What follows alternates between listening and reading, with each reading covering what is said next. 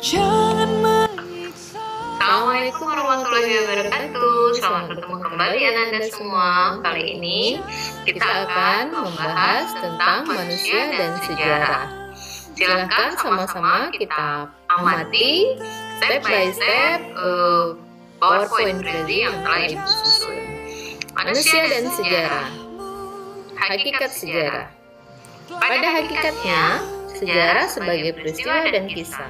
Bagaimana dia sebagai peristiwa?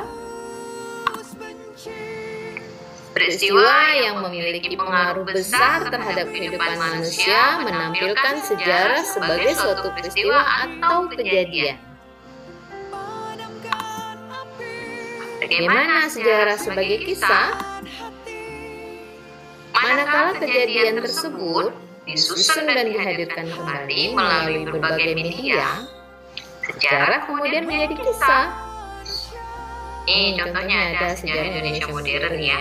Kalau yang sebagai peristiwa tadi, contohnya terjadinya peristiwa proklamasi, pemberontakan DITII, pemberontakan APRA, itu peristiwanya itu seperti itu.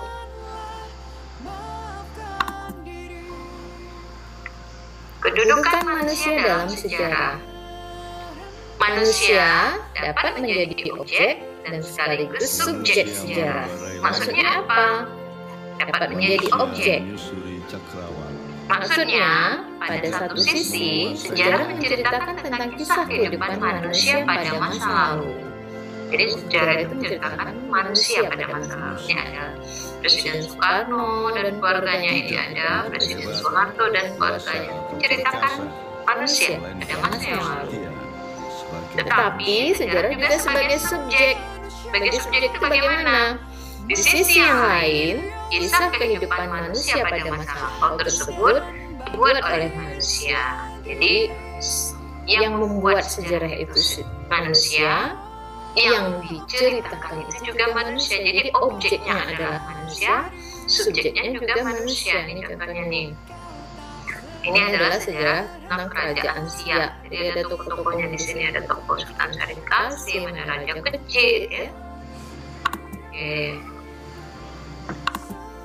Kemudian dalam manusia dan sejarah juga ada konsep ruang dan waktu dalam sejarah.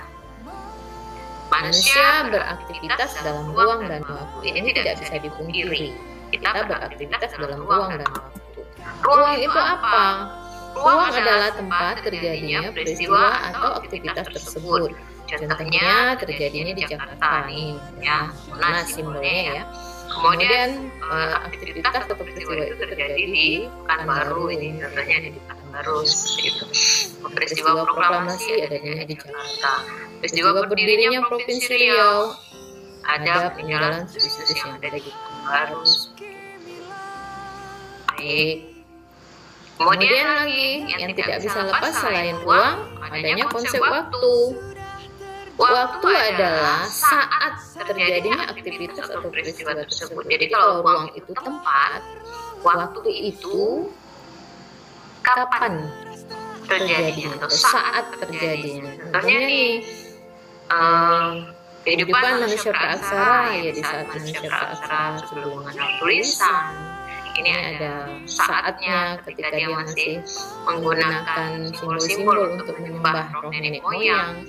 Kapan saatnya adanya pengaruh Hindu-Buddha, ini contohnya adanya candi ya. Kemudian adanya pengaruh Islam saat terjadinya peristiwa itu, saat ada Wali Songo itu saat berkembangnya ajaran Islam seperti itu. Baik. Selanjutnya lagi, manusia dan sejarah itu kehidupan manusia dalam dimensi waktu. Konsep waktu menjadi kunci dalam memahami dinamika kehidupan manusia. Jadi waktu itu sangat penting di dalam pemahaman sejarah untuk memahami perkembangan manusia. Kenapa? Karena dari waktu kita akan bisa melihat adanya perubahan. Kehidupan manusia tidak statis, tetapi selalu mengalami perubahan. Contohnya nih, ini dulu sekolah kita sebelum terjadinya pandemi, kita masih sering setiap hari ke sekolah. Tetapi setelah pandemi sempat terjadi pembelajaran tatap muka terbatas. Jadi dengan menggunakan semua protokol kesehatan pada masa pandemi. Nah, bagaimana konsep waktu itu lagi? Konsep waktu juga menunjukkan adanya perkembangan. Mirip dengan perubahan, hanya saja bila perubahan mencatat semua kejadian yang tidak sama lagi dari sebelumnya, maka perkembangan ditambah nilai lebih baik, lebih modern, lebih dewasa, dan sebagainya. Ini contohnya. Dulu Ananda masih kecil, masih merangkak, kemudian mulai pandai berjalan, mulai TK, SD, SMP, bekerja, berumah tangga, mulai menua, dan pikun. Ini semua mirip dengan perubahan, tetapi ada nilainya. Nilai modernnya bagaimana? Nilai kedewasaannya bagaimana? Oh, dulu nggak tahu mandi ke sungai, hanya pakai celana kolor, nyemplung seperti itu ya. Tapi kemudian kalau sekarang sudah SMA, mandi ke sungai hanya koloran saja, malu nggak? Pasti malu, makanya pakai celana pendek seperti itu. Ada nilai-nilai dewasanya. Nilai dewasa, nilai lebih baik, nilai modern, dan sebagainya. Itu berarti adanya konsep yang bukan hanya perubahan, tetapi perkembangan. Seperti itu ya. Nah, konsep waktu juga terjadi pengulangan. Jadi pengulangan ini hanya istilah ya, Nanda. Peristiwa itu hanya terjadi sekali. Namun, meskipun sejarah itu unik, hanya terjadi sekali, namun sejarah memiliki unsur-unsur yang sama atau pola-pola pengulangan pada peristiwanya. Jadi polanya yang sama, bukan sejarahnya yang berulang. Bahwa kamu dari bayi hanya tetap dulu ketika bayi, sekarang kamu sudah dewasa, kamu tidak akan bisa kembali seperti bayi. Jadi peristiwanya hanya sekali. Hanya polanya, ini macam anak-anak aja. Nah, jadi polanya itu yang dianggap ada pengulangan. Ini contohnya lagi. Adanya peristiwa pemberontakan PKI Madiun. Ini ada korbannya nih, foto korbannya pemberontakan Madiun. Tetapi terjadi lagi G30 SPKI.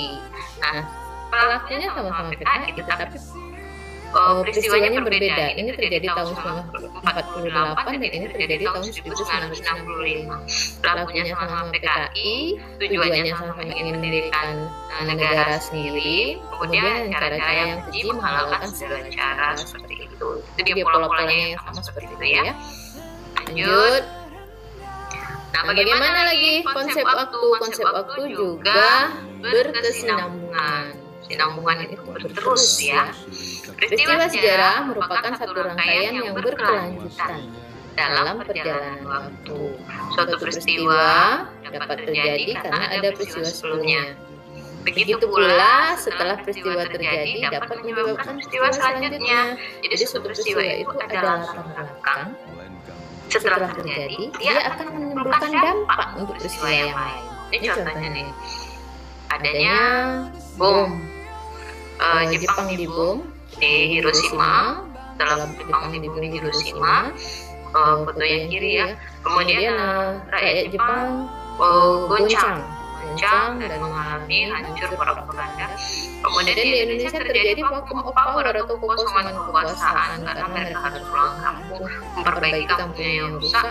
Jadi kita bisa proklamasi dan ini dampaknya. Jadi itu berkelanjutan.